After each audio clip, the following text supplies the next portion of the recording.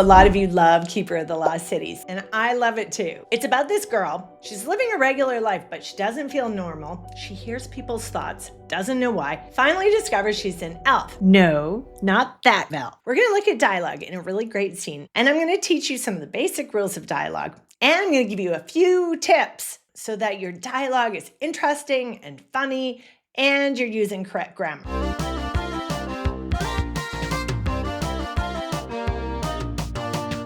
I'm Kim Purcell, and I teach kids just like you how to write books. Subscribe to my channel. Please join one of my classes. Okay, we're gonna look in Keeper of the Lost Cities. She's with her new foster family, and they're trying to control this giant hamster. She calls it Hamsterzilla. It's so big, she says. It's the size of a Rottweiler. I want you to notice how we have description and action and dialogue within the same scene. This is how it starts. Sophie crept toward the purple mound of fur, hoping the vermilion was as timid as it looked. A twig snapped under her foot. Hiss!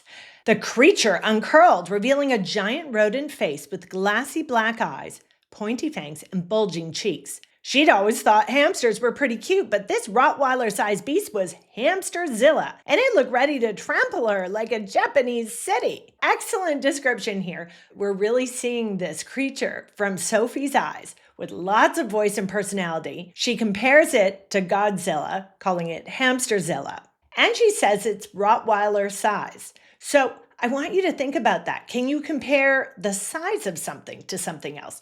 And also, can you compare what it looks like to something else? Now let's get into the dialogue, the actual talking part. I want you to notice that there are actions throughout, and if a different dialogue tag is used other than said, well, there's a good reason for it because it's not obvious from the dialogue itself. Nice hamster vermilion thing, she cooed, taking a step away. Okay, so cooed is a very specific way of talking, so we need that dialogue tag. One more really common mistake that people make is they forget to put their comma, quotation mark, space, and then the small s or h. Don't capitalize she. If you have that dialogue tag, it doesn't matter if you have an exclamation mark or question mark, the S on she needs to be lowercase. That's one of the most common mistakes I see. Snarl! Hamsterzilla was not impressed.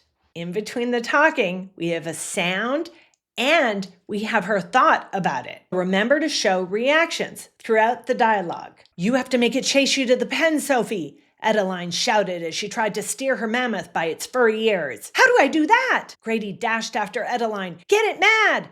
But what if it catches me? Notice that not every single time do we have a dialogue tag. When it's obvious, we don't need that. Grady dashed after Edeline. That is an action. We know Grady's doing the talking because the action is in the same paragraph as his talking. It won't, Edeline promised. Better run really fast just in case, Grady added. Then Sophie reacts. She's like, okay, how can I get this thing to chase me? We're definitely watching to see what happens. This dialogue really builds up the tension and mixes in action and description. All right, so here is your chunk of dialogue. What I want you to notice is that every time someone talks, there's a new paragraph. That's the most important thing you have to remember. If you put a bunch of dialogue in the same paragraph, we are totally confused. You have to make sure that every time someone talks, there is a new paragraph. How do you do that? You push enter, and it should automatically indent.